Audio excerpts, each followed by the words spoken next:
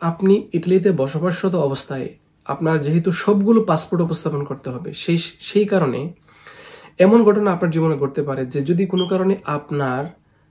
পুরাতন পাসপোর্টগুলোর মধ্যে একটি পাসপোর্ট আপনি লস্ট করে ফেলেছেন বা হারিয়ে ফেলেছেন, তাহলে আপনি কি করবেন? আপনি যদি পাসপোর্টটা ইটালিতে হারান, তাহলে আপনাকে যে কাজটা করতে হবে সেটা হলো যে ইটালির আপনার যে লোকাল যে এরিয়াতে আপনি বসবাস করেন সেই এরিয়াতে অনলাইনে অথবা অফলাইনে আপনি একটি জেনারেল ডায়েরি করতে হবে। আপনার যে স্থানীয় থানা রয়েছে, পুলিশ স্টেশন, সেখানে আপনি সেই জেনারেল ডায়েরিটা করার পর জেনারেল ডায়েরির একটি রেফারেন্স নাম্বার থাকবে, সেই রেফারেন্স নাম্বার দিয়ে আপনাকে একটি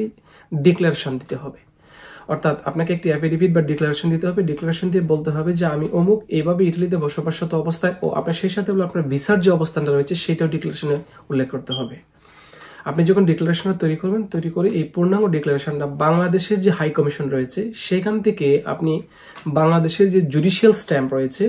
সেই জুডিশিয়াল স্ট্যাম্প কালেক্ট করবেন এবং সেই ডকুমেন্টটা রেডি করে আপনার ছবি অ্যাড করে সেখানে আপনি সাইন করবেন, আপনার সিগনেচার অ্যাপ্রুভ করবেন, সাথে হলো পাসপোর্ট যে পাসপোর্টটা হারিয়েছিল সেই পাসপোর্টের একটা কপি আপনি সেখানে দিবেন, দিয়ে বাংলাদেশ হাই কমিশন ইটালিতে জমা দিবেন। জমা দেওয়ার পর ওইখানকার যে হাই কমিশনার যিনি আছেন, হাই কমিশনার মহোদয় সেটাকে অ্যাটেস্টেড করে ভেরিফাই করে দিবে যে হ্যাঁ ওনার এই পাসপোর্টটা এখান থেকে হারিয়েছে।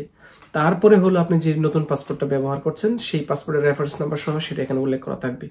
অর্থাৎ আপনি যে ইটালিতে আপনার পাসপোর্টটা হারিয়েছেন সেই পাসপোর্টের জেনারেল ডায়েরির copy, police reference number, declaration copy এবং high commission of Italy Bangladesh যে দূতাবাস রয়েছে সেই দূতাবাস থেকে অ্যাটেস্টেড করার পরে যে রেফারেন্স নাম্বার দিবে সেই রেফারেন্স নাম্বার সহ সবগুলো ডকুমেন্ট একসাথে করে আবার আপনি নুলুস্তার জন্য আবেদন করার জন্য নুলুস্তার জন্য আপনার সেই অফিসে আইনজীবী সাহেবের কাছে জমা দিতে হবে। এবং নুলুস্তা অফিসে অর্থাৎ কমিউন অফিসে এই বিষয়টাকে বুঝ দেওয়ার জন্য এই যে ডকুমেন্টটা তৈরি করা হলো সেটা আপনার আইনজীবী মহোদয় সেখানে আপলোড দিবেন। সুতরাং আপনি এটা অবশ্যই মাথায় রাখবেন,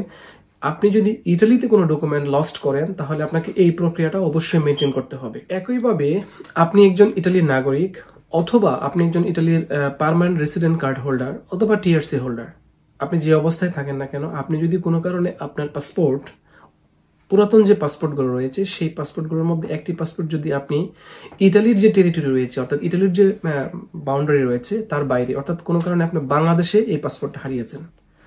তাহলে আপনি কি করবেন? আপনি ইউরোপীয় ইউনিয়নের কোনো দেশের রেসিডেন্ট হোল্ডার যদি হন অথবা পাসপোর্ট হোল্ডার যদি হন, আপনার পুরাতন পাসপোর্ট যদি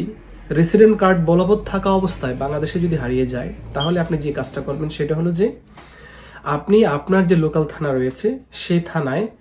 আপনি একই সিস্টেমে আপনি যেটা করবেন সেটা হলো যে থানায় একটা জেনারেল ডায়েরি করবেন এবং জেনারেল ডায়েরিতে আপনি অবশ্যই উল্লেখ করে দিবেন যে আপনি একজন ইউরোপিয়ান রেসিডেন্ট কার্ড হোল্ডার এবং সেই জেনারেল ডায়েরিতে আপনার যে রেসিডেন্ট কার্ড নাম্বারটা রয়েছে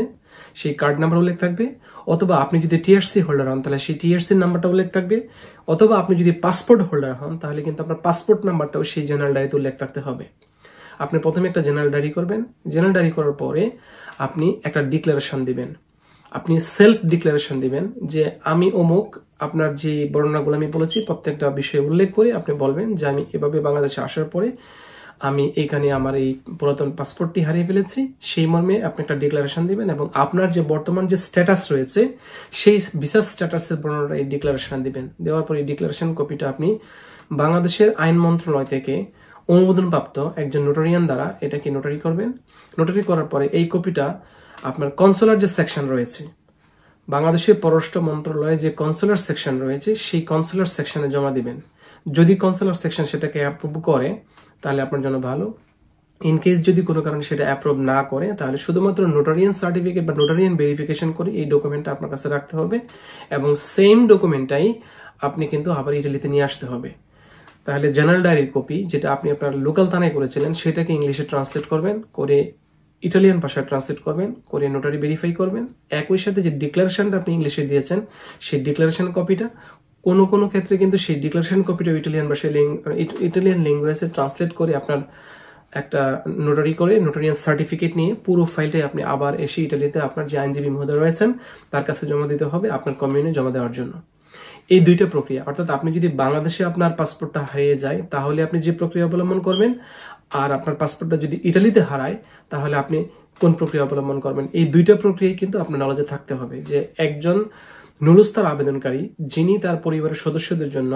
ইটালির ভিসার জন্য, ইউনিয়ন ভিসার জন্য নুলুস্তার আবেদন করবেন, তার যদি কোনো কারণে পাসপোর্ট হারিয়ে যায়, তাহলে তাকে অবশ্যই এই জিনিসটা মাথায় রাখতে হবে যে এই প্রক্রিয়াতে তার যে পাসপোর্ট লস্ট হয়েছে সেই লস্টের বিষয়টা ডকুমেন্টারির সামনে উপস্থাপন করতে হবে।